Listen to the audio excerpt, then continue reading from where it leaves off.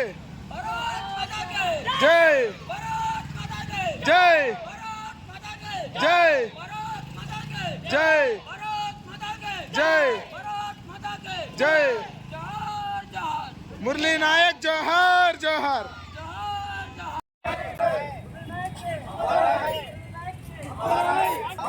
पाकिस्तान पाकिस्तान पाकिस्तान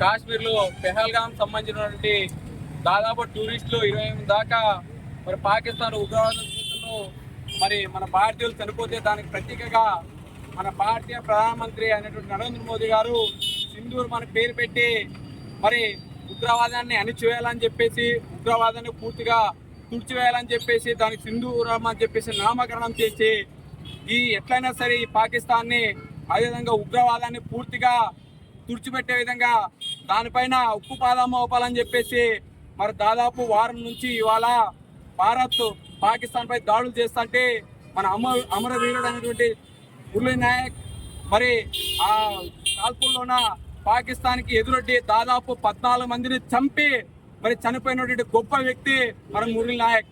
తను చెప్పినట్టు కొన్ని మాటలు వాళ్ళ మనం తెలుసుకుంటే మరి మరుసటి రోజున ఈ రోజు తెల్లవారితే నాకు పునర్జన్మ అని చెప్పేసి వాళ్ళ తల్లిదండ్రులకి వాళ్ళ అమ్మకి ఫోన్ చేసి చివరిసారిగా మాట్లాడిన అందరం కూడా తాను ఒకటే చెప్పాడు, ఎక్కడున్నా ఒక్కడున్నా ఎగరేస్తాం రా భారతీయ జెండా అని చెప్పేసి తన గుండెలు సైతం ఎదురొట్టి మరి పాకిస్తాన్కి ముచ్చెముడలు పట్టించి 14 ప్రాణాలతో పాటు తన ప్రాణాలు సైతం 140 కోట్ల మంది ప్రజలకి అర్పించి తను ఇప్పటి వరకు కూడా చనిపోలేదు.